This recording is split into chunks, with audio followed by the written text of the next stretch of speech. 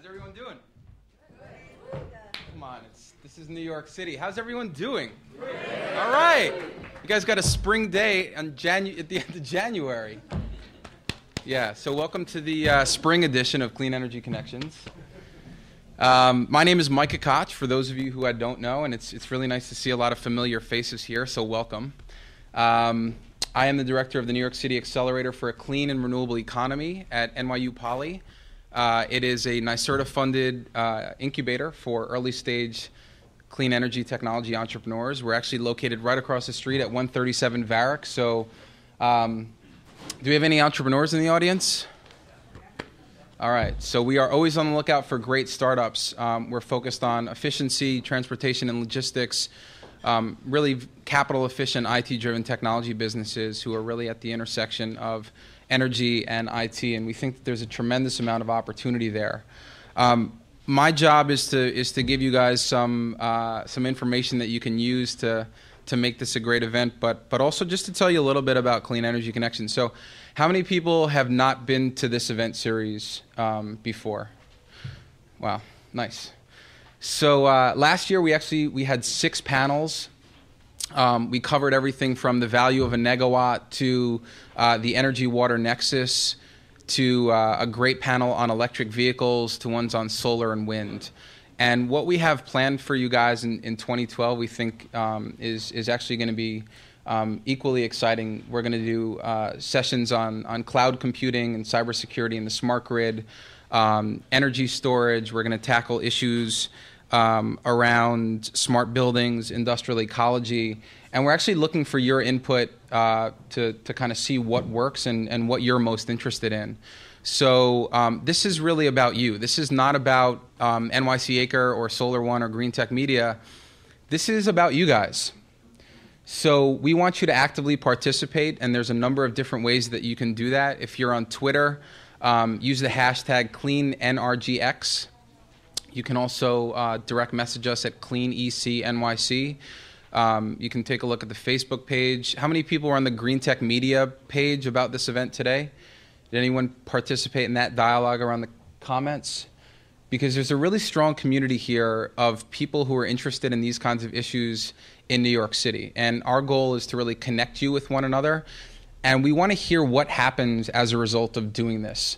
So to the extent that you meet someone of interest tonight and you actually wind up collaborating with that person or do a deal with someone or hire someone as a result of this event, we want to hear about it. So again, use social media, come find us afterwards and get involved. We're really looking forward to kind of broadening the tent and getting more smart people involved in what we think are really critical but worthwhile and challenging issues. I want to thank a couple of people. Our partners, Young Professionals in Energy, the New York Association for Energy Economists. We do a really great monthly luncheon event in Midtown. Green Tech Media and the Green Space at WNYC.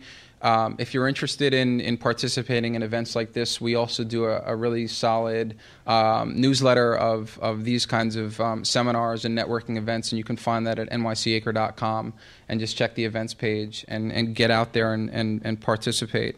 Our event sponsor is Carbone. You're going to hear a little bit from Izette from Carbone in just a few minutes. And our sponsor is NYSERDA. This is not possible without NYSERDA.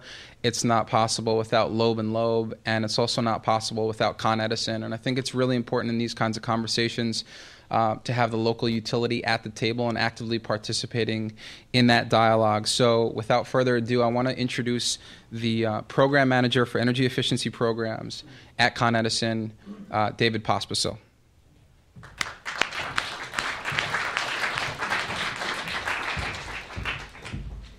Thank you, Micah, and it's great to be back. Last year's series was terrific. We were a sponsor last year, and we're so pleased to be back this year.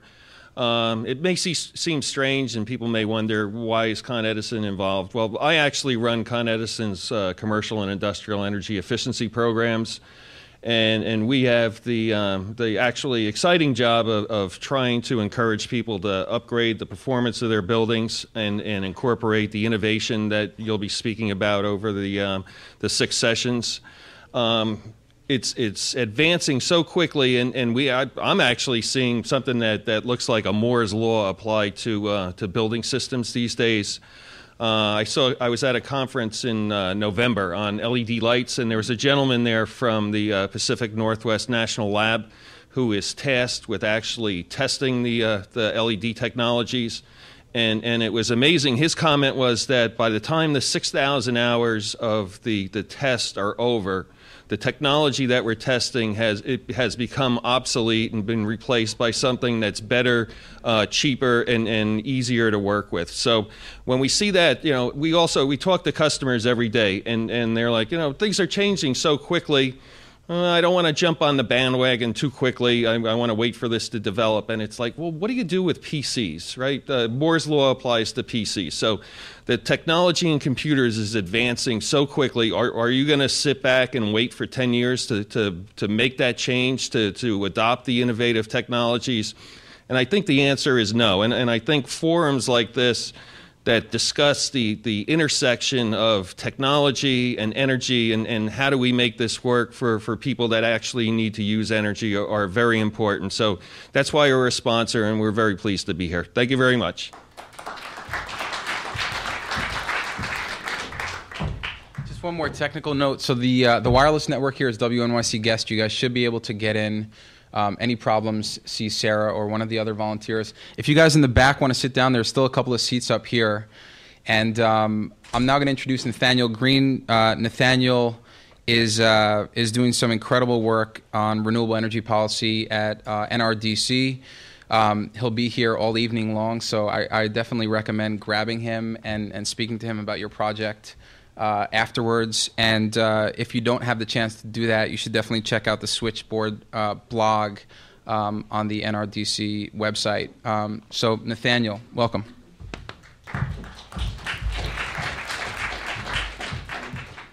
Thank you, Mika. I made two mistakes this morning. My daughters kept saying, Daddy, Daddy, aren't you going to be late tonight? And I was like, no, I'm going to be fine, I'll be fine. And so, of course, I left home without a jacket or a shave. And then I looked quickly at the map and said, oh, that's pretty close to my daughter's old school, and didn't verify the address and exactly how far it was. So I'm sure I gave our kind hosts here at Green Tech Media a little bit of a heartburn. So lesson there for me is trust your children, but verify the address.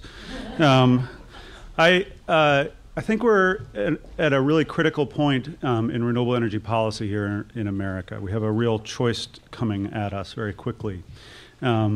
We've led just about every technological revolution for the last 100 years, from aviation through the internet. We've developed the technology, we've sold it around the world, we've made ourselves richer, our lives better, and the lives of people around the world better. And we have to really ask the question, why wouldn't we be leading this revolution, the clean energy revolution? Unfortunately, right now, there are people that are trying to turn clean renewable energy into something dirty. And we face a real policy cliff at the federal level, especially with things like the 1603 grants expired already, production tax credit under attack, Krebs, a whole host of things coming to an end soon. But we have an amazing capacity for innovation here, and if you look at what we've done in the clean energy sector just over the last 5 years, it's really quite breathtaking. And Americans know this, and they love clean energy. I mean, polls again and again show that they want us to lead on this. They want us to move in this direction. And that it's not just that they like the technology, they want their politicians to lead and to take us in this direction. So we face a choice between moving forward and developing this technology further, technology that we largely invented, that we have built, that we can own, that will never run out. We can keep moving forward in that direction, or we can let dirty fuels and their entrenched interests take us backwards, move us away from progress. So I want to try to keep my comments short here because the panel is a really exciting part of tonight. But I think there's, to try to tie it back to everything I learned from my daughters, we need to trust, especially as investors and supporters of the clean tech space. We need to trust in American innovation, trust our ability to develop this.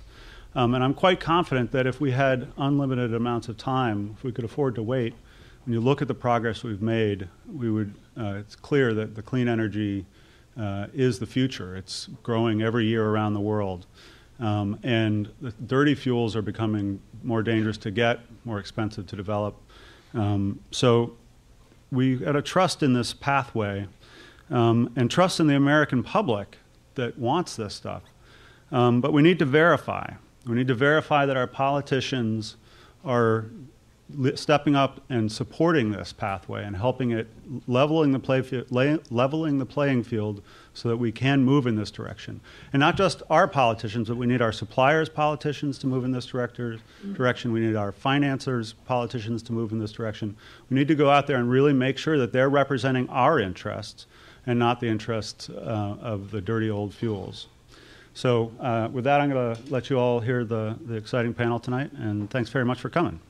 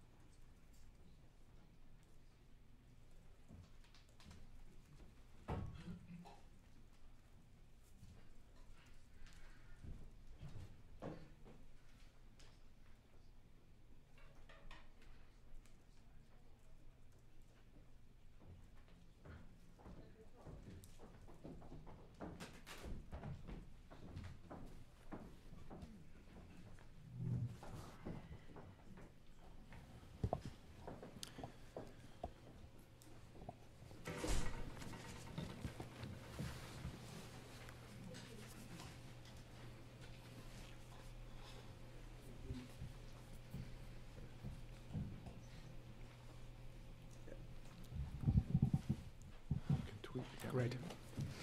Well, thanks for everybody for coming out tonight. We appreciate it. I think we're going to have a really good discussion on a variety of topics. It's a very broad topic, so we're going to try to hone in on areas that are most of interest. I can assure you that we'll have an interesting debate. Solar One was kind enough to provide beer in the green room, which will be sure to provide some interesting and truthful comments from the panelists. Why don't we start out with quick introductions. We're also going to be taking questions both online through a variety of mechanisms that you can see on the website, and then also from the audience here. And we really want to have as many questions as possible.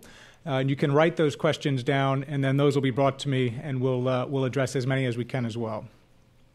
So why don't we start out with quick introduction in terms of where you're from the panelists, a little bit of background, and then also a little bit of a quick outlook on how they see the sector, and we'll really dig into that as we get going. So first, I'd like to introduce Iset Ben-Susan. Iset?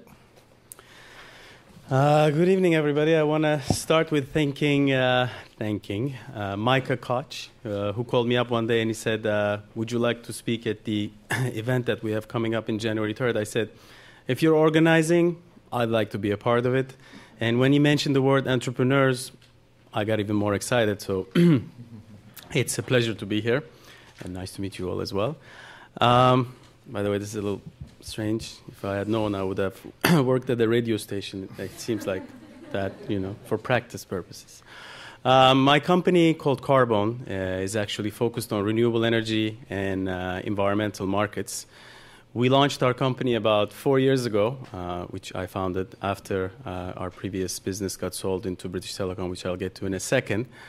And what we do today is we help the renewable energy environmental market space by first offering brokerage services. So we have in-depth knowledge and volume activity in the what you may know as carbon credits, renewable energy credits, and pretty much all flavors of it, and the fuels like biomass, biogas, as well as renewable power.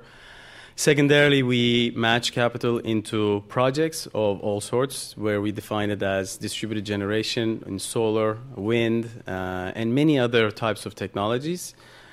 And lastly, we have what I call the intellectual capital, which is the research and advisory part of our company that continuously publishes analysis on what's going on in the North American market primarily. That includes Canada and US.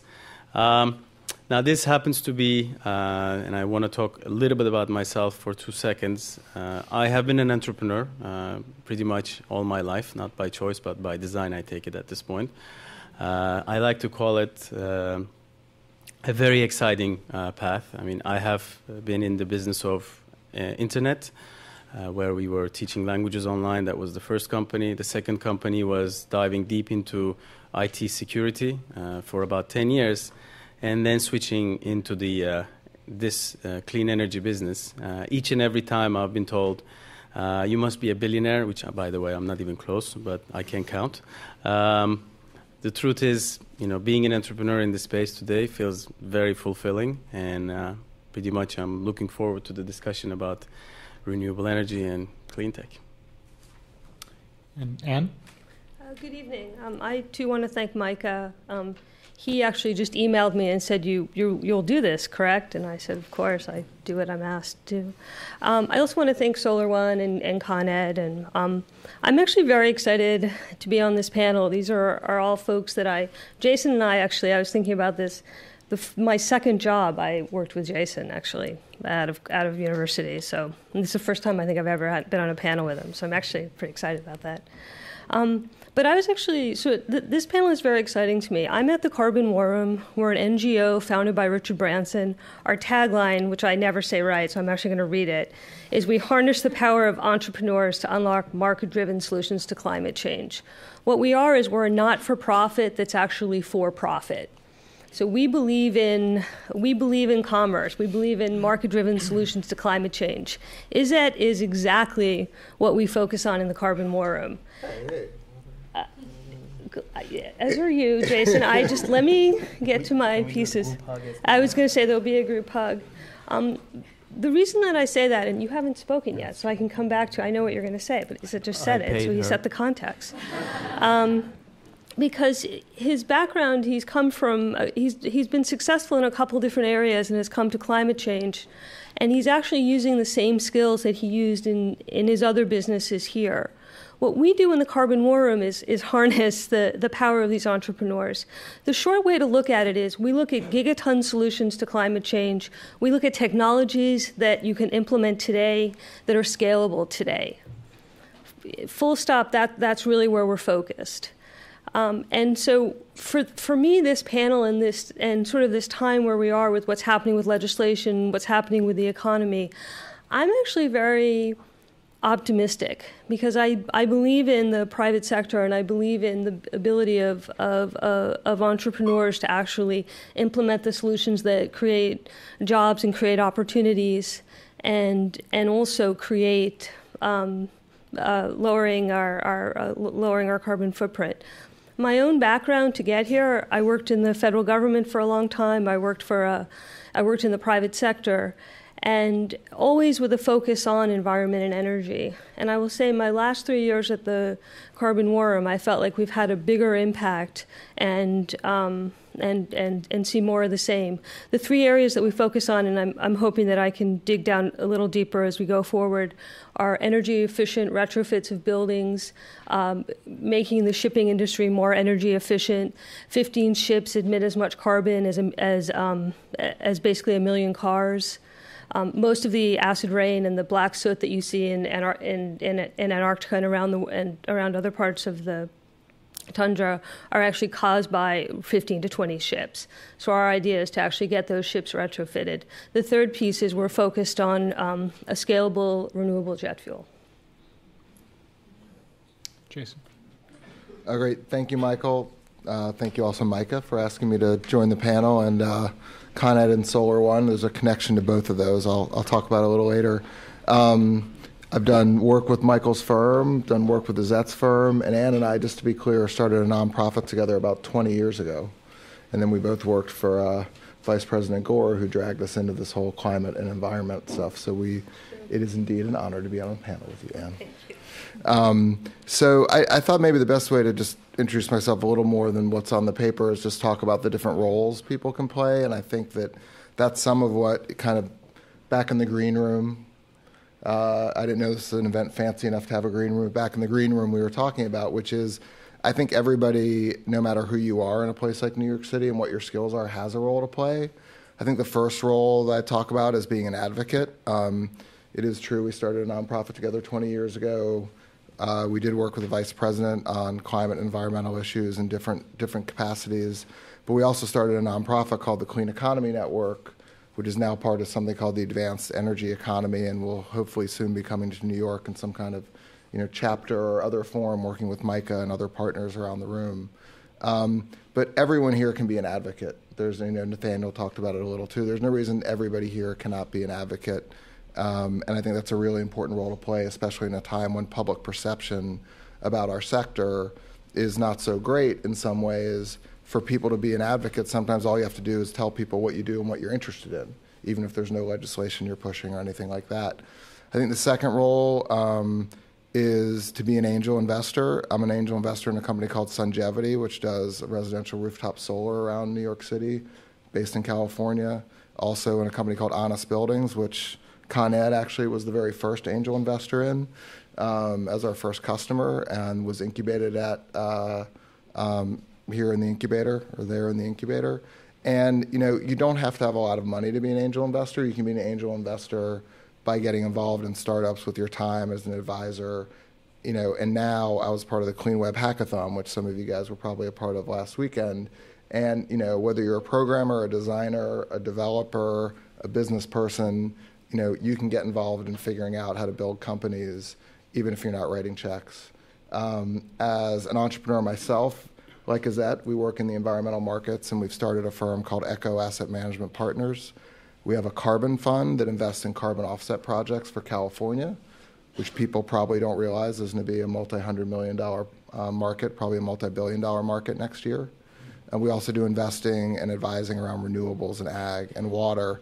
And finally, as an institutional investor, before Echo, I helped start a firm with Vice President Gore called Generation Investment Management, which invested in listed equities and private equity. And when you look around New York and you look at Michael's background, you look at kind of the skills we have in the city, even you're at a big bank, you're at a big financial institution, even if your day job isn't necessarily investing in these sectors, there's a real role for financial innovation and institutional scale capital coming to the sector, where I think the potential has not nearly been met. And hopefully that covers everything anyone in this room could possibly do with their skills.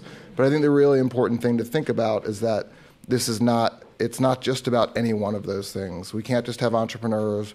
We can't just have institutional investors. We can't just have angels and people doing startups on the side. And we can't just have advocates. We have to have that whole ecosystem working. And we have that ecosystem in New York. And one of the things I like about this event, and others like it, is we're trying to lift that up. And make it, I think, make it a hopeful thing for the city and a hopeful thing for people to get more involved in. Great. And my name is Michael Molnar.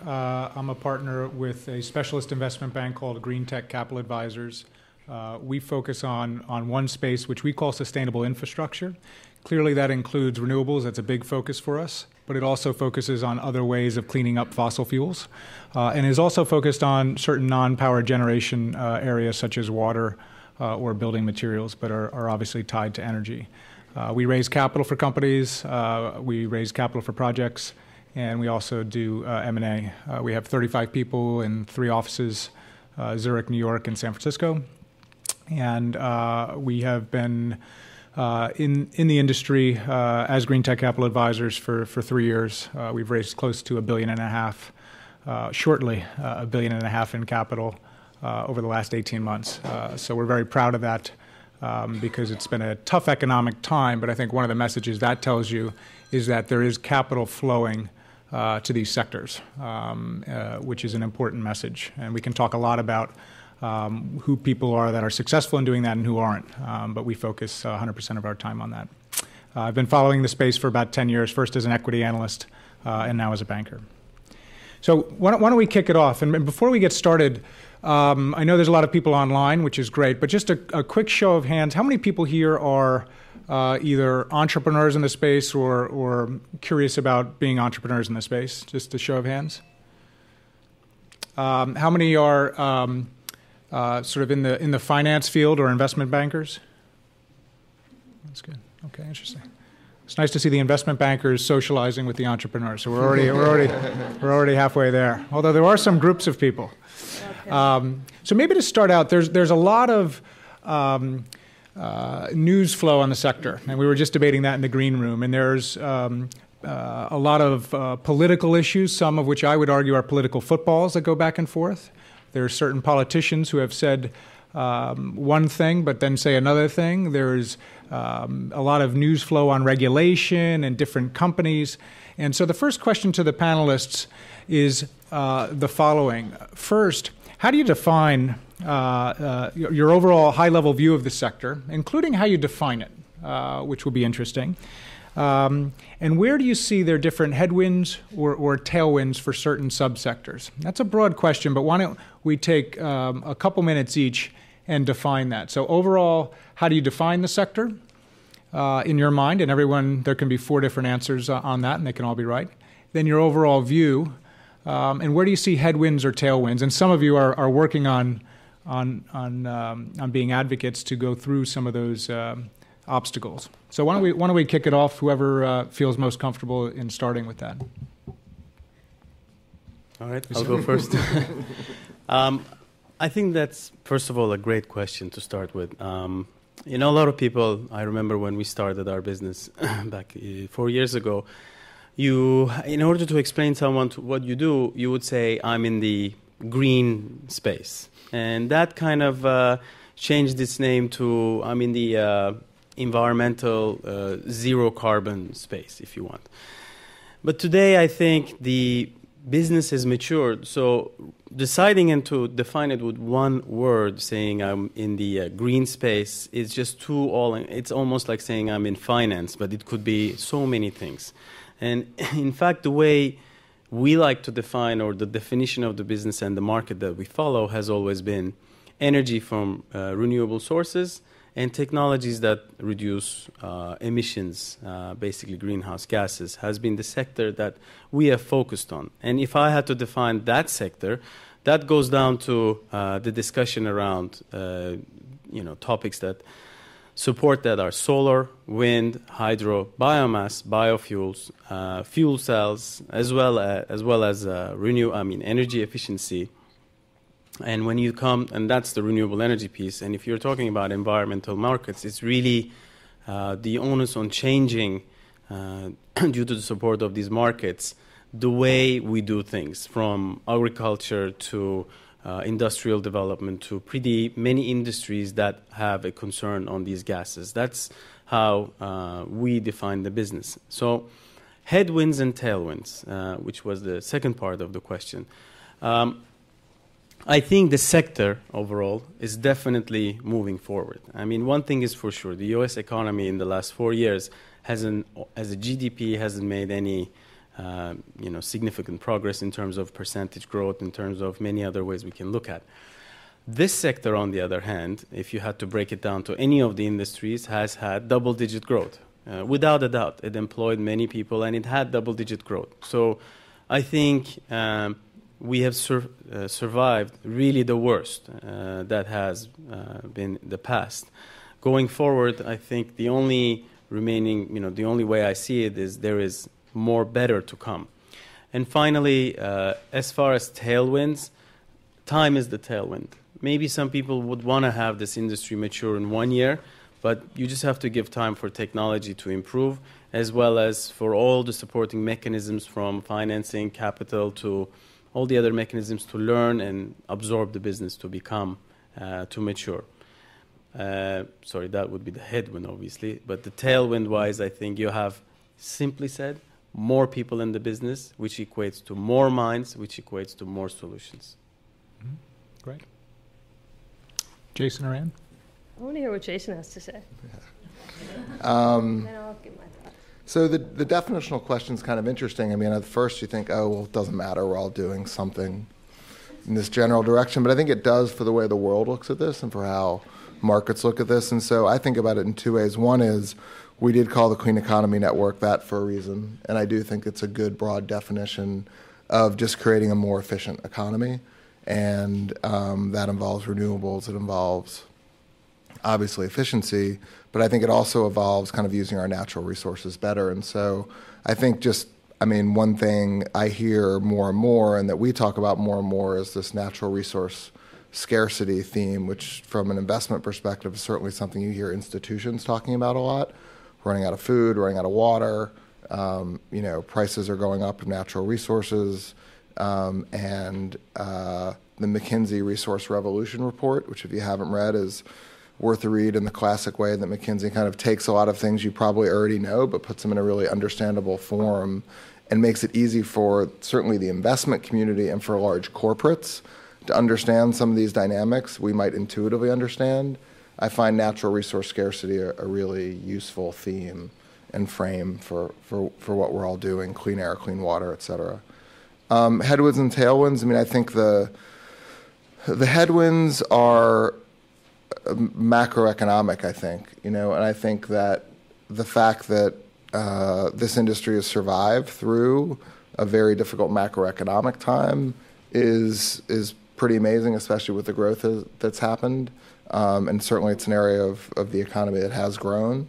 And the other, obviously, is federal policy, and we certainly don't expect to see much movement, I don't think any of us, on federal policy in the next year. But what I would say, and I'll shift to the tailwinds a little bit, is that I do think there are a lot of things that the feds are doing to encourage these industries along, and kind of depending on what business you're in, whether it's USDA, Department of Agriculture, Interior, or DOE, or there's tons of innovation going on in government at the federal level with what they can do administratively, even if they're not passing any new laws. And so I wouldn't get fooled by kind of the headline saying nothing's happening in Washington. There's lots of kind of interesting areas for companies to interact with the federal government. But the other tailwinds are that we're finding in our business that local and state municipal governments are moving. They believe climate change is happening.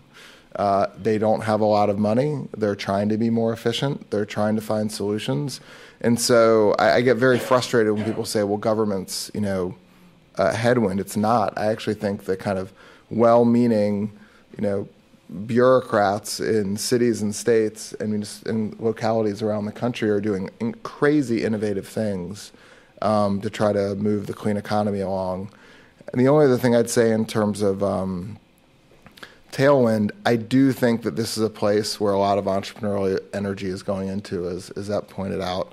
And whether it's the Clean Web Hackathon, things like that, whether it's incredible innovation around structured and project finance, financial engineering that I think is really sensible and needed in our sector.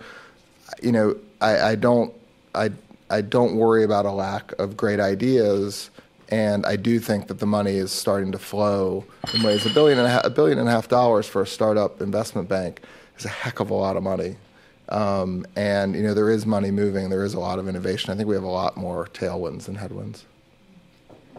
I guess most of it's been said. The two pieces I think I'd add is that I think the meta narrative is that something has to change, and that whether you're in a traditional institution or entrepreneurial situation, that's the feeling. And I do to parallel something that Jason just said. I do think there are things that are happening in Washington, and I do think that there are things that are happening in government. But there is a lot more strength and a lot more, dare I say it, bipartisanship at the state and local level, and that to me is actually the most encouraging part. Is that there is a lot of cooperation, a lot of opportunity when you're out of sort of the spotlight of the partisan piece. My own experience in the Carbon War Room, interacting with entrepreneurs and technology providers, is the capital is there, and the willingness is there on the part of some entities. You know, I'll give you sort of a brief example. We in the Carbon Worm were able to deploy to work with to facilitate Barclays Capital to deploy $650 million to do energy efficient retrofits through the PACE program, Property Assessed Clean Energy. The way that happened is a banker for Barclays really wanted to get the deal done, and he was in a division that wasn't so interested in getting it done. Mm-hmm. And he had a hook in that he was actually quite good, and he offered to take his team and do something different. And the bank realized the strength and said, no, you know, we really want you to stay. What do you want to do? And he said, I want to do this deal. This, to me, is also one of the examples of the tailwind, in that a traditional institution did step in. And at the end of the day, what we have right now is a situation where Barclays is going to use commercial-backed mortgage paper to basically finance retrofits of buildings in what is now 2 states, where with Barclays we're hoping that PACE will deploy in all 8 states, and we'll be able to replicate this model. So I think for me the tailwind is that there are pockets of traditional institutions that are starting to really look more creatively. And you're even seeing some of the hiring practices. Folks coming from the more entrepreneurial sector and are ending up in banks in their renewable or alternative energy sectors. Yeah, I think I'll leave it there. I think the rest has actually been said. Mm-hmm. So I'll just add one comment. We spent a lot of time, probably a shocking amount of time, in defining the space, and it's actually an interesting exercise to go through. But we define our space or our company as working with companies transforming the world's energy, industrial, and resources infrastructure. So it's actually quite broad. So that could be working with a very large industrial on more efficient motors. You know, it doesn't always have to be a pure play solar company, although we work with them quite a lot as well. Could be elements of using resources more efficiently. So we define our space fairly broadly, but that's how we define it: transforming the world's energy, industrial, or resources infrastructure. And to us, it's more than simply carbon. Carbon's an element of the environment. There's also elements of energy security and other areas as well. But there's no right answer in terms of those, but that's how we define it. I will say the amount of, in terms of headwinds or tailwinds from my perspective, I do think I agree that there's a lot going on the state and local side, but I do think, especially as a citizen of the U.S., that it's also fine to recognize that at the federal level there's a lot of interesting commentary, some of which would seem to be against both energy security and the environment. So I think there's nothing wrong with a citizen, and a lot of citizens recognizing that and actually demanding a little more logic out of certain areas. That doesn't mean we all have to agree, but there's some interesting comments coming out of there. But on the local level, I do agree there's a lot going on. You know, there's a lot of entrepreneurs here and finance professionals as well. But we have an amazing panel in terms of some that have been entrepreneurs in the past or work a lot with entrepreneurs. And so it'd be interesting to get a perspective in terms of what are the biggest mistakes or opportunities, however you phrase it, that you see for entrepreneurs in the space, either mistakes that you often see being made entering the market or once they're in the market, or opportunities, examples of people that took hold of an opportunity, which might even be part of your own story. I think some of those would be interesting for people in the audience to hear. And you said, I think you might be, I think you're a prime example to start. Mistakes. So, you know, I will tell one thing is, you know, once I remember this book, I used to run the Entrepreneurs Network on behalf of Brandeis University, and once we called a gentleman by the name of Barry Maltz. He wrote a book called something along the lines of, you have to be a little crazy in order to be an entrepreneur. Back then I didn't understand. But now I understand that the definition of being crazy is not actually being weird or something like that, but really understanding that you will not be affected by the negative going forward. To begin with, I mean, I remember going back to the internet days and kind of reminded myself. In the early 90s, when somebody went into the internet business, like let's just call it that for now, the online anything, my father said, when are you going to get off these computer games? And I said, probably never. But really that's the way he saw it, and he did everything to discourage it, in generally speaking. However, the truth of the matter is, one thing I would caution everybody is when you go into starting a business, even this one, just bear in mind that it may take 10 years. It may to succeed, whichever way you define success. And only by having the spirit you had the first day, or even a stronger spirit, you are going to make it happen. That's the way I think about it. Because nobody's going to stand there who hasn't taken that kind of risk and tell you how it's going to be done. You are the disruptive force. The entrepreneur himself is the disruptive force. Everything was happening normally, an entrepreneur comes and changes things.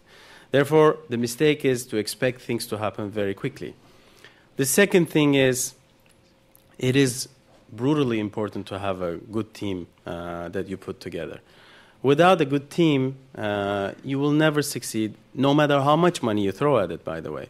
So you may be doing a partnership that's wrong, hiring the wrong people. You just have to make sure you have like-minded people. You don't want to convince them why it's such a great idea to do this. They need to convince you to stay in place. Third of all is understanding finance. What do I mean by that? I mean, if you think it's going to cost you $500,000 to do the business, make sure you have $5 million of bandwidth. That's important. So that's, I don't want to, talk too much about the mistakes, but I think the other thing as advice that I would say, you're the only one to teach yourself on how to swim. And you know how that happens is very simple. You look at the water, you dip your toe in, you jump in, you will survive. You will learn to swim. And if you learn to swim on your own, you will never need help from somebody. And then you can build a company that your next door neighbor is not building. It's your company. It will succeed. That's really my 2 cents on it. I guess what I'd say, before I was in the Carbon War Room, before I came to the Carbon War Room, I was part of a small group that was raising a fund to do brownfields, to take contaminated property, remediate it, redevelop it, and the idea was partially to put renewable fuels on, to bright fields, put solar panels on it, and we got pretty far in a fairly bad economy. We got institutional investors interested because it was unique and it was an opportunity. And my partner panicked and walked away. And I think the mistake I made was to walk away at the same moment, to assume that my partner knew better than I did. And the folks that we sold the portfolio to are doing very well. And I recently drove by one of the sites, and it's doing very well. And so for, a lot of people remember September 15th, the day that Lehman went down. For me, it was the day that we decided to walk away from our fund.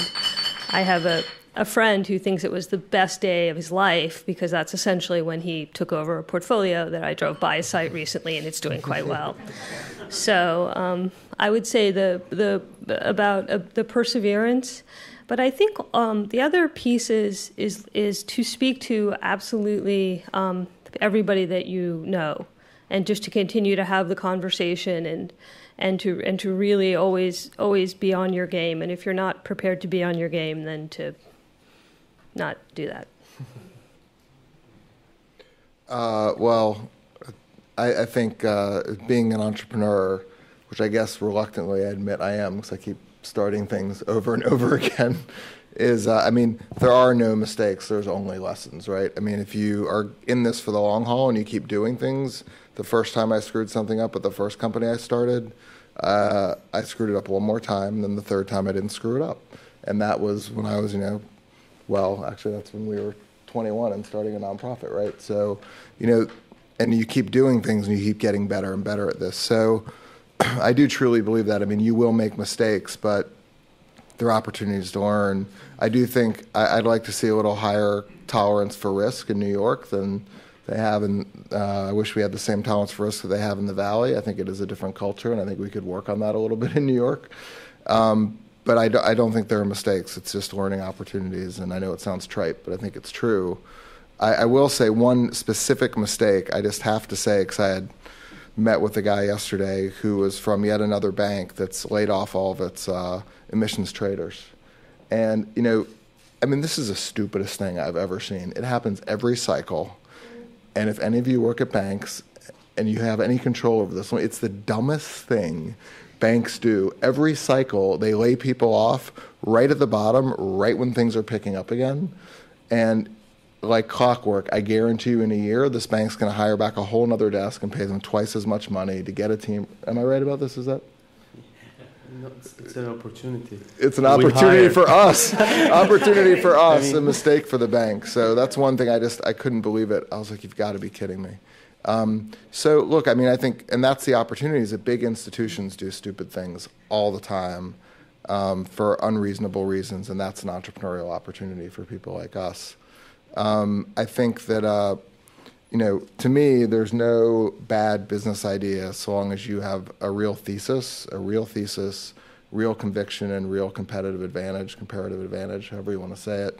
But you do have to change in the face of facts. I mean, you know, there are certain facts that you just have to say, look, this isn't going to change. And, you know, I think that one thing we've done is that we, tomorrow we're launching a paper with NRDC around stormwater management, and some of the things around environmental markets, I think, as that and I've lived through, is there are some certain regulatory drivers that we thought would be there that just aren't going to be there. We still have California, we still have RGGI, we still have SREX, there's still big markets, but you know, when a nonprofit approached us and said, look, we think there's a better way to kind of pay for environmental externalities to solve environmental problems and have them paid for, will you look at this idea of financing stormwater retrofits with us?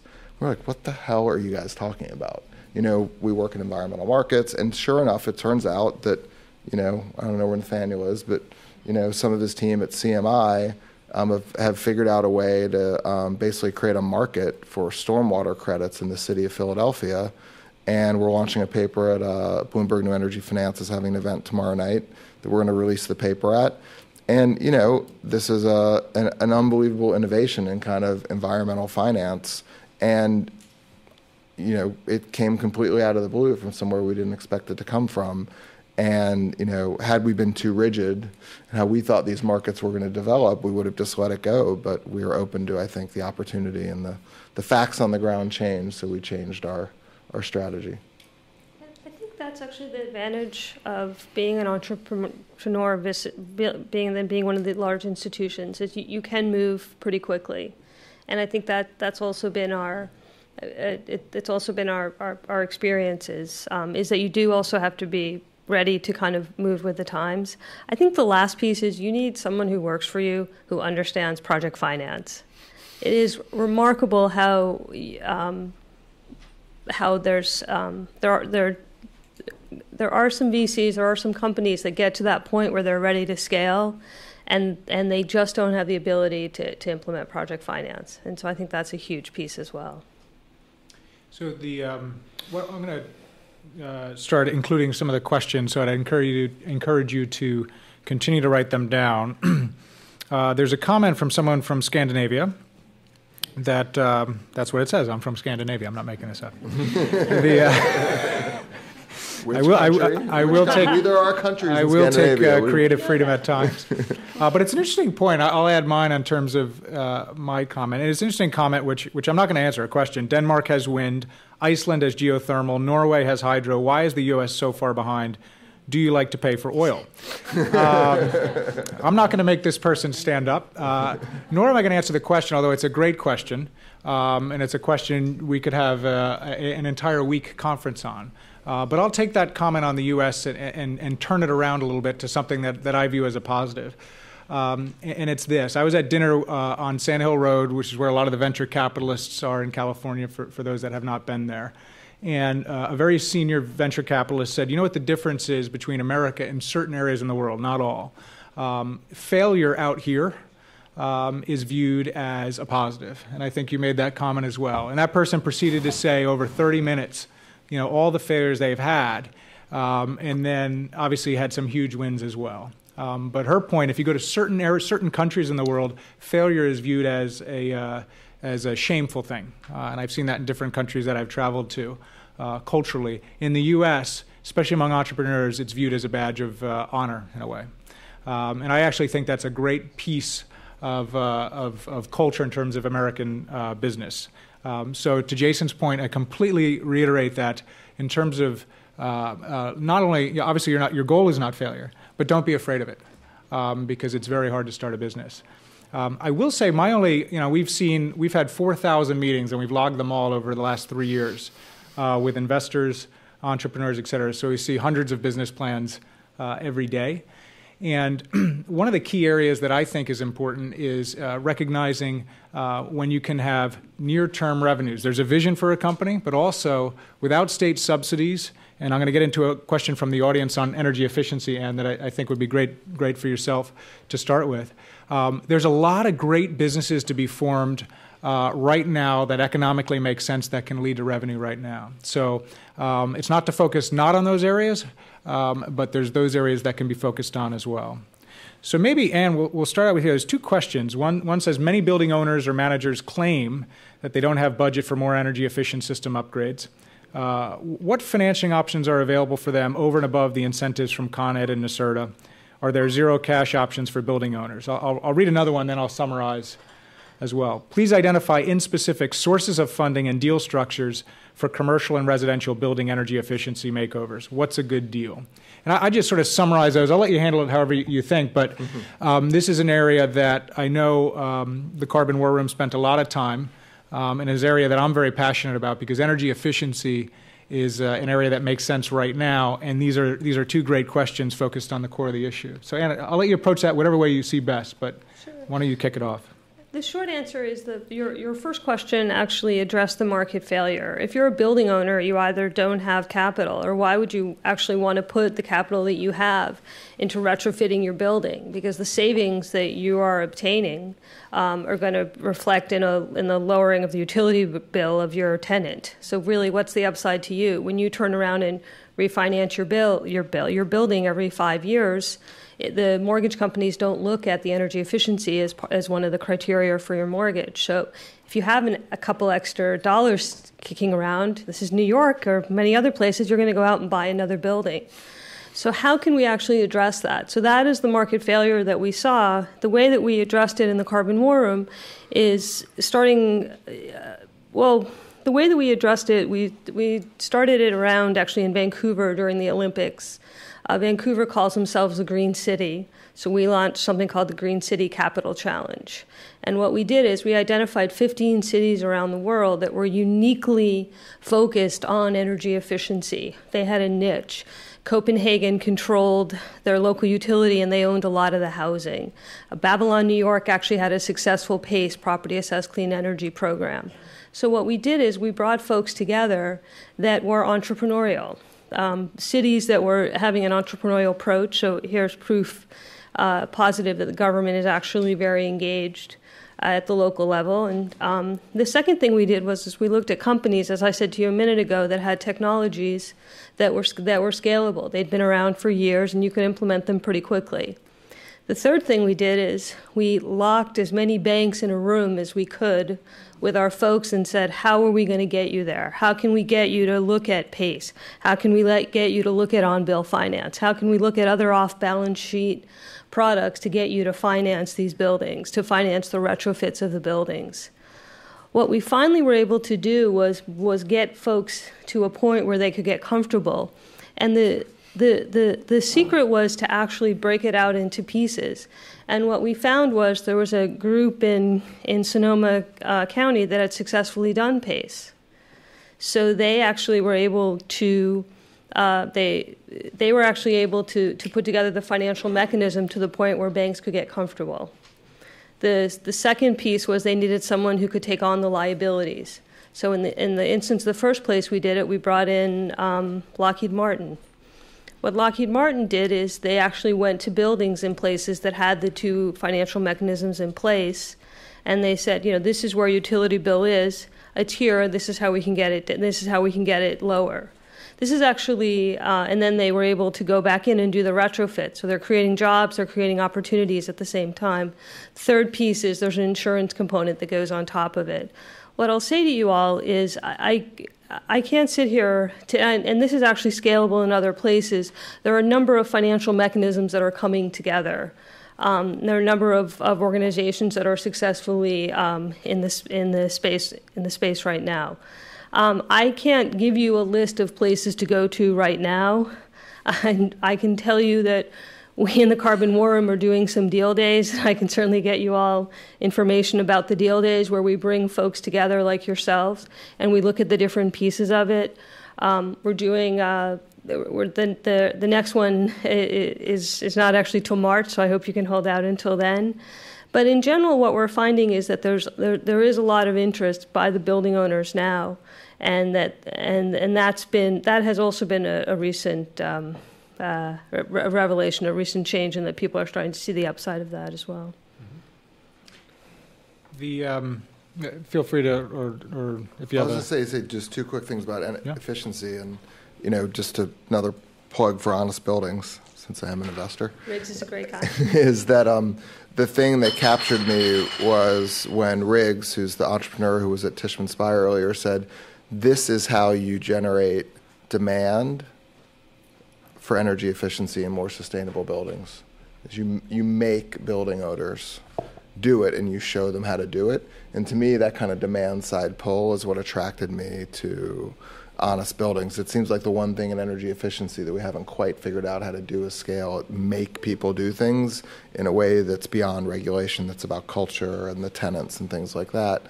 The other thing I'd say is that the lessons around energy efficiency are really important to learn for other things. Like I said, this paper we worked on with NRDC was taking the lessons learned from energy efficiency retrofits and applying them to what we call stormwater retrofits, which are basically putting green roofs on buildings, right? And so anytime you're it's interesting that the problem we have in our sector is sometimes you're avoiding a cost.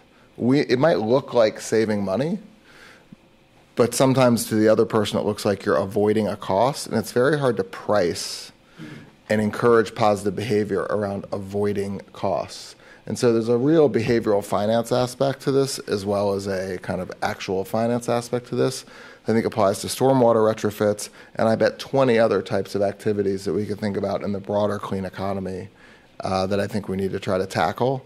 And that's why there's, to me, an insatiable number of ideas that entrepreneurs can tackle in these spaces. There's just so many problems that haven't been solved.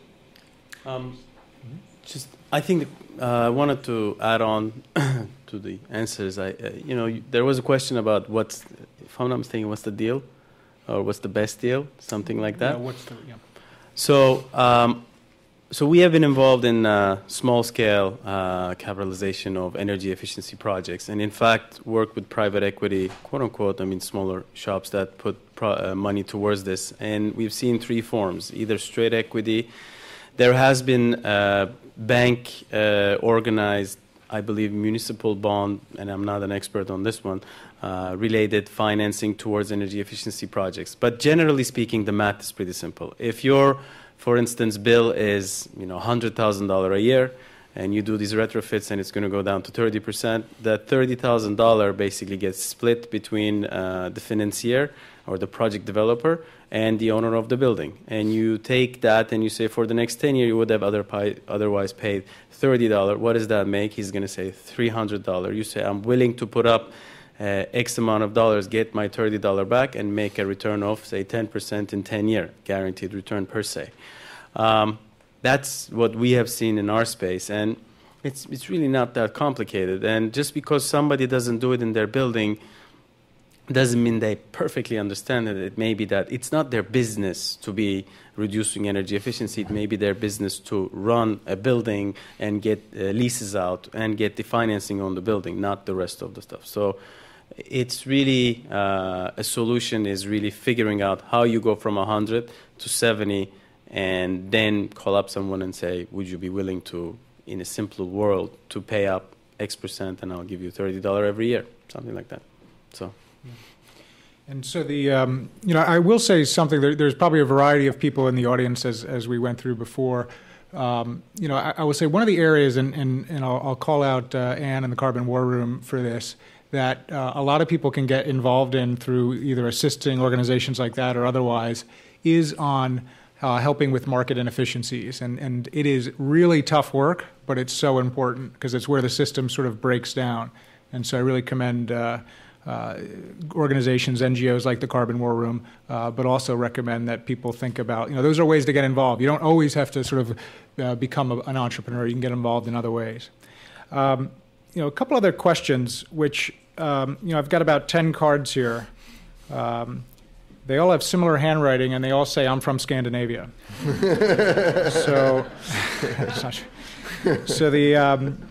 Here's one where I'll read the card and then I'll twist it a little bit. It says, what needs to be done in the USA so the innovation you talk about decreases dependence on fossil fuels in the USA while creating jobs here? And I'd twist that a little bit because jobs is a big focus. And if you read a lot in the media, and I know there'll be people with some strong opinions, so I'm sure everyone will have a comment here.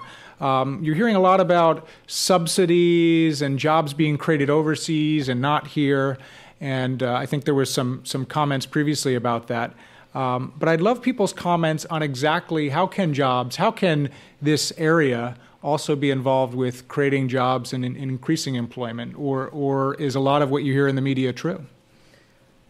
Anne's chomping at the bit. I would love to jump into that. I think energy efficiency retrofits is a perfect example of that. You cannot outsource retrofitting a window. I think... Yeah, right. So I think that there are a number of companies that are coming online, that are actually scaling up, that are finding opportunity, that are local. Other areas that we've been looking at in the Carbon War Room are trucking or sustainable agriculture. They're all solutions that are local that you identify a market barrier. Trucks have to travel a certain amount. How can we get them off of diesel? How can we make it healthier? And there are basic retrofits we can make to the engine. Again, you can't outsource the retrofitting of an engine. So just in the one deal that we did in energy efficiency creates 17,000 jobs in California and Miami-Dade. The trucking examples are smaller. There's 100, there's 200, but over time those numbers scale up. The amount of technologies that we have the ability to manufacture locally. I think one of the challenges that we've had in this industry as a whole is that some companies have been waiting for regulation. They've been waiting for things to change rather than making the market work for them the way it is today, where we are today. And that's actually a big piece in the Carbon War Room. We believe policy is very important. And in my personal life, I spend a lot of time in Washington, and I'm up in Albany next week. I'm on the board of the New York League of Conservation Voters. We're going up to talk to some folks in Albany, so that it is very important. But we have to work with where we are today. If we can bring about change, all the better. So let's work with what we have today and grow the industries. And so I do see a lot of opportunities. And I think if we can if we can demonstrate the opportunity, then we won't see a lot of the issues of some of the outsourcing, not all of it, certainly. I mean, this is just the dumbest part of the debate. We were encouraged to be provocative. So, I mean, this whole jobs thing is just the stupidest thing I've ever encountered in politics. I mean, I have friends who are smart who write about this who say, well, you can't prove that that there are more green jobs and jobs lost from efficiency. I'm like, well, what are you going to do, just stand still? Are we not going to become a more efficient society? Are we not going to use sun and wind effectively? It's moronic, right? And not only that, but we're subsidizing incumbent industry, right? We're subsidizing fossil fuels, we're subsidizing industries. This whole thing is a total red herring for people who just want to bitch about the fact that the world's changing and the economy's changing. I just don't see any reason why we should even engage in the debate. And we made a big mistake. We made a really big mistake as a community in trying to win the argument around Kerry Lieberman Graham and some federal policy and some state policies by talking about jobs. It's just a given. We have to make our economy more resource efficient. If we don't, it's not just energy security, it's the price of energy. I mean, we have to figure out how to do that. And I look at solar as a perfect example. The debate around Solyndra is, without a doubt, even stupider than what I said was just the stupidest thing that's ever happened. Because the truth is that collapsing prices in the solar industry are amazing for the solar industry. It just depends on what part of the solar industry you're in, right? So they're amazing for longevity, amazing for roofing jobs, amazing for putting coal plants out of business, right? It's amazing for a lot of parts of the industry. And yes, there are going to be a lot of U.S. manufacturers that go bankrupt, but there'll be a next generation of solar in this country that's third or fourth generation, and then it'll go to China, and then there'll be a new generation. So I just think we have to embrace, I'm not saying we have to embrace creative destruction as kind of like, this kind of philosophical thing, but like we either move forward or we stand still. And when we move forward, we're going to win some or we're going to lose some. So look at that. There you go. Red herring. Right on. That's a hard one to follow. I've made Azette speechless, which is quite difficult. There is one thing I said. I concur. Good man. That's all what I thought. Well, thank you for that. That was, I think we're all in agreement on that. It is a topic that comes up a lot and is often misconstrued. Another question is, can the panel please touch upon financing in the post-ARRA era in regards to the ITC and PTC and other federal incentives potentially going away? I think we talked a little bit about state level, there being positive news. Would anyone like to add in terms of some of the federal, for example, wind PTC in 2012 and some other federal incentives, how you see that impacting the sector? Or do you see the state and local incentives being so strong that it'll be less impactful? Or is your business designed such that, or do you see businesses where it's not as important? That's a great question. I think we get it. So we get involved strongly, again, in the space of small-scale energy projects. By small, I mean anywhere between 5 million to actually 1 million. It could be all the way to 100, but really in the smaller scale. And there was a mad rush in December to get projects started, get the 5%, so you can qualify for the 30% cash grant. Now, I'd like to state a couple things. I think there's confusion about the cash flows and how they're structures for these energy projects. First of all, they get money from power, and power can be priced higher than it is, because in the times of the boom times, let me call it, or the times when we call quote-unquote dumb money was coming in to solar, people signed power purchase agreements, and one case being at minus 4 cents, which means that I'm going to sell you power and I'm going to give you 4 cents to do it. Why? Because I was going big on the cash grant and I was going to sell SRECs. That's not intelligent behavior. So with that, what I'm trying to say is one pillar is power purchase, the power prices. The power prices in Northeast has been going up a lot, and you can hit me with the natural gas stuff, going to reduce power. But power prices do go up, hence grid parity is coming closer. One. Second thing is the state regulations that you can find in over 33 states mandate that a certain percentage of the electricity has to come from renewables. Now, there are some states that call it a goal, some states that call it a target, but the ones that mandate it, where you have a penalty, what happens with that is the ACP, Alternative Compliance Payment, which, for instance, in this case of, again, New Jersey Solar Rex, was at $690, whatever, on the ACP, and SREC sold close to that, collapsed to $200, and everybody said, okay, we cannot build anymore. Well, guess what? Next year you have to increase the amount of solar installation by a significant amount following 10 years of that. Well, what's going to happen? The power price is going up. SRECs are going to rebound to a price where people are going to say, I'm going to develop it now. So ITC then will be survivable. Sure, maybe 2012 won't be your rosiest year. But then again, you have to plan for 2013. My point being is PTC, ITC will expire, but it expires, I mean, if they both expire and nothing else come, the other levers of the revenue cash flows will also start going up to make sure these projects survive.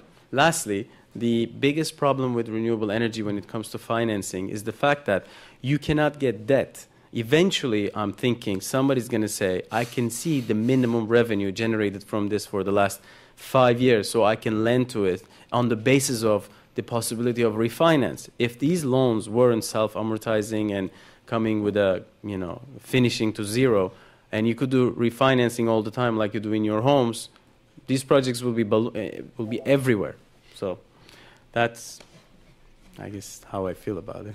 Well, and I would also say that I think it's short-sighted, as Izette said, just to be focused on the PTC and ITC, because there are other things that people are working on in D.C., like master limited partnership treatment for renewables. And there's lots of things that people are working on to try to keep renewables having some kind of competitive advantage in terms of pricing. And I think that just like in California now, we're seeing some concern about, we've been involved in some utility scale solar projects about transmission and capacity. They're going to solve the transmission and capacity problem. So I think there has been some overbuild and some developers will not succeed, but on a long-term trend, we're still going in a very, very steep upward direction. Got it. We just had one question in terms of defining some of those terms. Production tax credit and investment tax credit are just some of the regulations for those that are newer to the space that help subsidize wind and solar, for example. Let's go into a couple questions where all of us don't have to answer, but it'll be interesting. Here's a question: as clean tech investors or participants, do you all see nuclear power in the same field as solar and wind, and then as potential investments or otherwise? I think Ann, Miss Defense, Department of Defense. So part of my previous life was environmental and energy security at the Department of Defense. I'm going to actually turn the question a little bit. I do actually put renewable energy, nuclear into the renewable energy space, but I think the focus since the tragedy of Japan, I think the focus in nuclear has actually shifted. And so, what is it? IEA had the statistic last year that something like $250 billion was spent worldwide on energy, and just about 100 and I don't know, I'm going to get the numbers wrong, but something like 157 billion of that was in what they considered alternative energy, and that included solar, wind. It did include nuclear. So you had more. You had more money being spent on the renewable energy side than you did on the non-renewable energy side, and I would put natural gas in the non-renewable side, along with coal. So just a quick word on nuclear. Having worked for Vice President Gore, who was very, concerned about nuclear from a security standpoint, as well as the potential for environmental destruction standpoint. I think there's another case. Again, I consider nuclear a quote-unquote clean fuel generically, but the problem with nuclear that I think people in the nuclear industry don't seem to want to talk about is the immense subsidy that nuclear is given. I just don't think it's realistic without subsidy, without loan guarantees, without indemnification for insurance, things like this, that you can actually build a nuclear power plant in this country. It doesn't make any sense unless it's massively subsidized. I would just rather take that massive subsidy and apply it to things that are more sustainable and less dangerous. I worry people get religious about it, and I don't want to be religious about it because I think we need to be open-minded. We're in a very difficult situation. I know, Bill Gates and these guys are working on small-scale nukes and things like that, and I don't really understand that, so can't comment on it. But I do think, again, subsidy is the issue here, and it's not fair to compare nuclear to solar or something like that when you look at the massive amount of subsidy going into it. Yeah, it's an area that, for me personally, I preach about a lot at conferences and otherwise, and it's the following point. So I agree with that exactly, and I just frame it a little bit of a different way. People talk about the free market, or solar is expensive, or or coal is cheap, or gas is XYZ. without a fact, there is no free market in energy.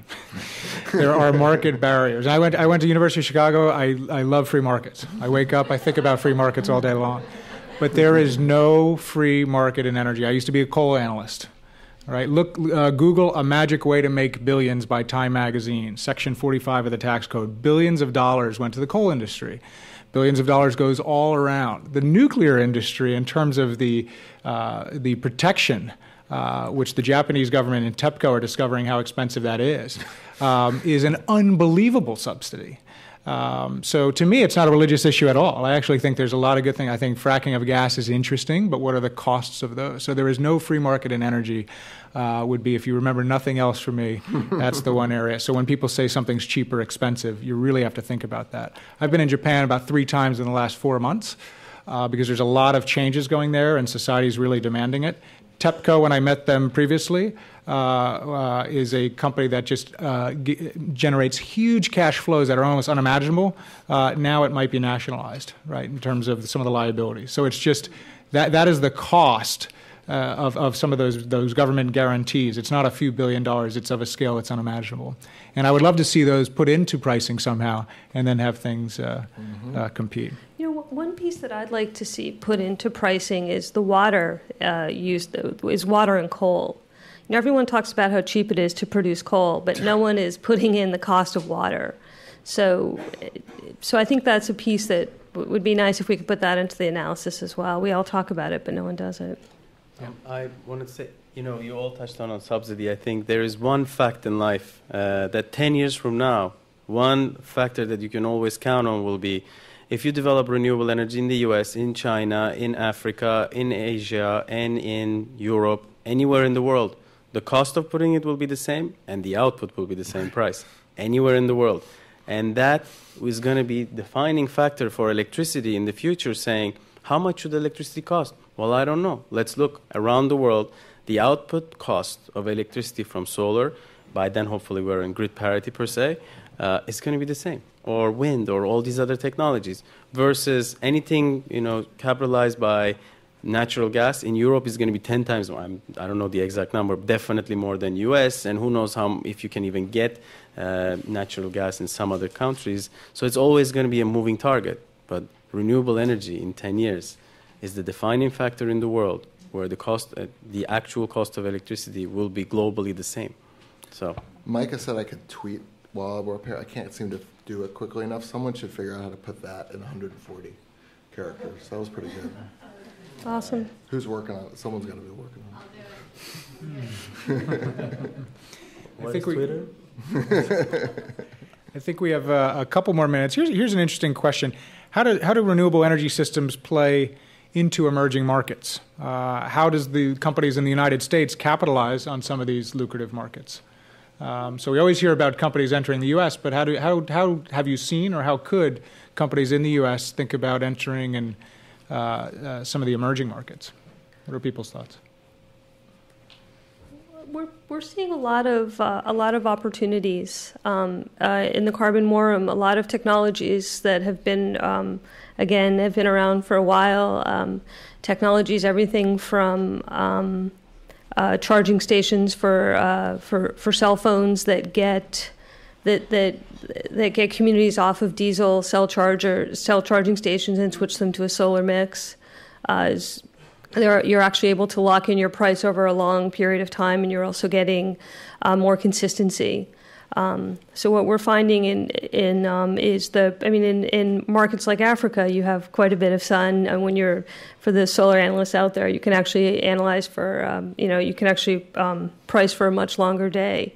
So everything from solar lanterns that have charging capacity, battery storage. There's all sorts of certainly there's a technology out of Vermont right now that's doing reverse osmosis to clean water that's having an unbelievable impact. The other upside is when you talk about subsidies or government opportunities, there are some wonderful government programs, OPIC, Overseas Private Investment Corporation, Import-Export Bank, working with IFC, basically the investment side of the World Bank. There are a lot of those programs seem very straightforward and show a lot of opportunity right now. So our experience has been that there are a lot of American companies that are actually identifying amazing opportunities overseas. And talk about an entrepreneurial opportunity. Companies that are placement companies that are starting to locate offices in Johannesburg or Namibia are starting to pop up. We're seeing a lot of opportunity to export U.S. technologies. If there's any other thoughts, otherwise I can... I'll only just put in a plug for my landlord. I work at Wolfenson and Company, is our one of the families that invested in us, Jim Wolfenson from the World Bank, and they have a fund that they invest in emerging markets. One of the things they're doing now is they're starting to invest in U.S. companies and platform them to emerging markets. And, along with some interesting subsidy regimes, more importantly, it's where growth is right now. So it's an extraordinary opportunity in India and China and places like that. It also can have a remarkable impact on lowering our carbon footprint as well, which is fabulous. And we'll do you have a question from... Question from Twitter. Question from Twitter, Yep. which I've been on many panels. And I've been looking at our signaling because I've heard there could be questions from Twitter. So I've never done a Twitter question, but let's launch with Welcome. it. This is your first one. I'm just going to give you guys also an idea of what the Twitter feed is like. There's been a lot of movement. Jason, people were really happy when you said big institutions do stupid things all the time. So there was a lot of... That's an easy one. I know. There was a lot of people like that.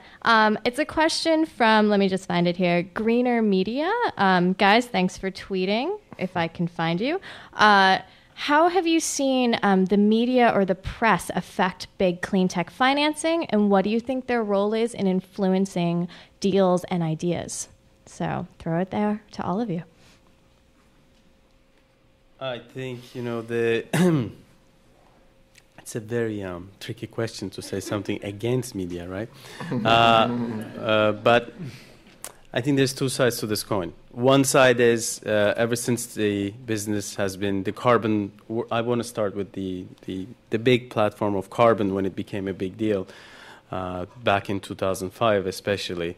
You had so many new media outlets supporting the business and basically doing the education to the people who are not from the business and bringing in a lot of capital to the business. The education piece has been great. You did have, I think, media meet politics, which is now news to everybody, with things like, I'm going to use the Solyndra example. I think that has had a very negative effect without actually representing, quote-unquote, the 99% of what happens in the business, but the 1% negative of what happens in the business. And what you had is 6 months of moratorium in looking at this, saying this space is dead type of things, when in fact, nothing happened in this business negatively. So I'll leave it at that. I'm tweeting, I'm busy. I think we've had some very positive experiences in when we're talking about some of our highlights, announcing sustainable shipping, the energy efficiency, certainly aviation. I think there's been a lot of opportunity with the media. In some instances, I think that we as an industry, I think, need to do more to actually educate the media on what we're working on. And I would say that we did a very bad job fighting back around Solyndra and for all the banks and institutions and investors who asked for the loan program, who then ran away and didn't defend it. I think that was a real black eye for the industry, and I think kind of the administration and some other people came around to defend it. But we need to be aware that we need to fight for our reputation and for the sector. And I think we're very easily intimidated by the media as a sector. And I think we can't back down from those fights. We have time for another question. So this is an interesting question, and I'll just sort of summarize it. It talks about, in the grand scheme of things, almost all these areas are meaningless relative to overall consumption, demand, and supply. Isn't it time for something disruptive from the ground, affecting utilities, infrastructure, science? How will this happen when investors are interested in the shorter term? So it almost seems like a sense of impatience. And you hear a lot about that, I would argue, in the media in terms of sometimes you hear comments and we can debate those comments, but about all this focus on solar, but it's such a small percentage. So how do you comment on this in terms of, do you really see people focused on the shorter term, and will these really make a meaningful dent in some of the issues we've talked about? Would you like to start it off? I started this, and since we're last question, right? I started the answering one question you had earlier on, saying, what is entrepreneurs' mistakes and gains and all of that? And I said, an entrepreneur is the disruptive force. That is the disruptive force. The person is the disruptive force. It's not the capital. It's not the financier. It's not the all the other institutions that support it. The individual is the disruptive force. It's always been the case. You already have probably one person in this room at the very least who's going to make one of these things happen, and it's been happening. So that's where I would end it, I think. Yeah, I mean, I agree. I mean, I think you're right to say that a lot of the traditional, Vice President Gore gave a speech at the UN about 2 years ago, a luncheon speech to business and entrepreneurs, and everybody was there from George Soros to Mark Fulton from Deutsche Bank, and he basically said to all of these guys to go back to their banks and start looking at ways that you can look at the investments in the long term, look at the returns in the long term. And that's certainly what Generation Investment Management does. Their investment. I mean, I'm now speaking with Jason. Actually worked there. I think you were the first employee, actually. True. Yeah, but I think that is one of the strengths of Gen IM is that they do have a longer strategy. The piece that the other response that I would have, though, so on the institutional level, I do think we need to actually try to work with our institutions, and you feel like we're in a disruptive time, so maybe this is a good time. We could get them to be more disruptive themselves. But I'll say that on the private capital side, there's a lot more understanding of what's trying to be achieved. And I think if we can look to, I think another piece on the institutional front is to determine better ways to work with pension funds. I think pension funds have the capital. I mean, candidly, they have, pension funds have an obligation to their pensioners to give a return, and it's probably safe to say that most of the pension funds have not been able to achieve that annual return since, in the past 4 or 5 years. So perhaps the answer would be to actually try to open up this market a little more, look at longer-term returns with, fixed return. Yeah. I mean, I think the exciting thing is the longer out you look, the more all of this stuff makes sense, whether it's payback periods or energy security or whatever it is. But I do, just something about the short term that's worth saying is a lot of the ideas, and to be honest, even though I've invested in some of these companies, I didn't quite kind of get it until this Clean Web hackathon. A lot of the good ideas for solving problems around efficiency and, the clean economy are very simple and very easy and very quick, with very quick payback periods. And I use the example of a colleague of mine, Nick Eisenberger, who I don't think is here, but came up with this idea for helping the city have field lights turned on and off by text, so they didn't have to stay on all night. When someone didn't show up, they could turn them off by texting a code. I mean, it's a 10-second idea with a couple hours of execution and a little persistence with the city. And to me, that's the essence of what this is all about. It's a simple solution that makes sense, that saves money. The entrepreneur makes money. The city saves money. And I mean, the payback is instant. You don't need to look out 20 years, and you don't need to convince a pension fund to do anything. And I think that's a great thing about the sector is you have both those small bite-sized opportunities that are instant return, instant payback, and I think you have these macro long-term trends that are in our favor. So that's why I think it's exciting to be in this space. Yeah, one of the areas I think it's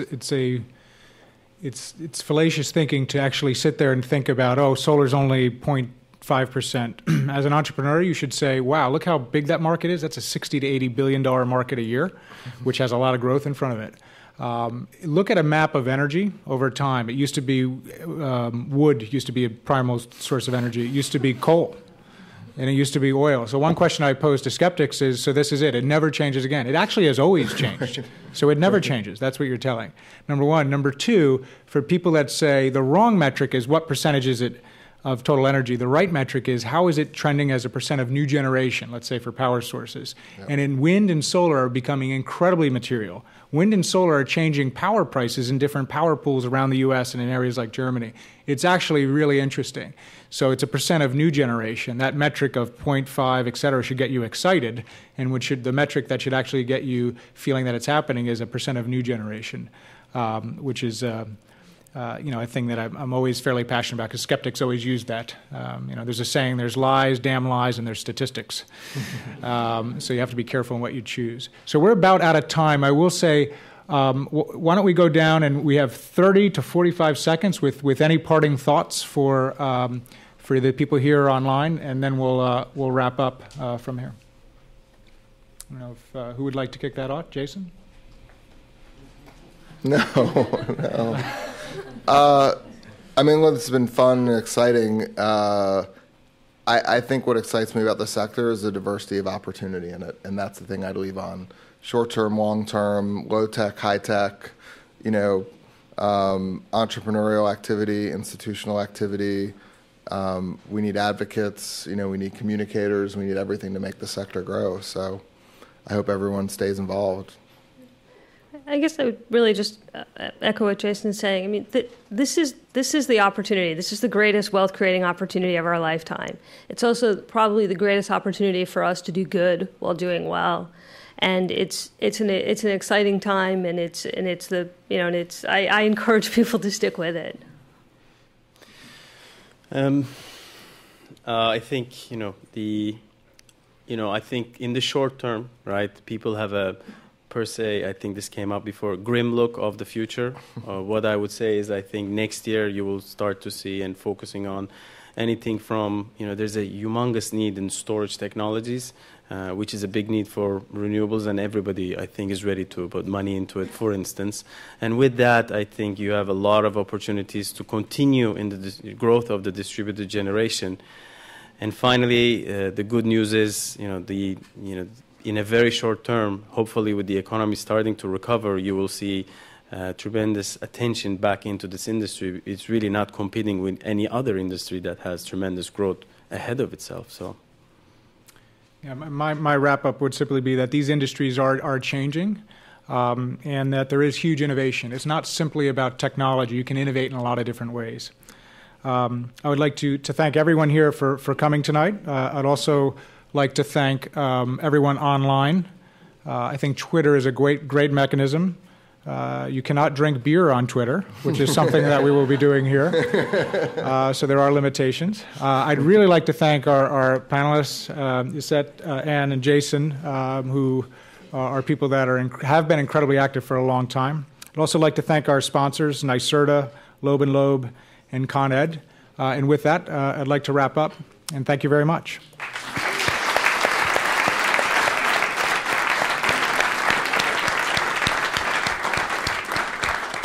All right, everyone, and let's give a round of applause to Michael. He did such a good job.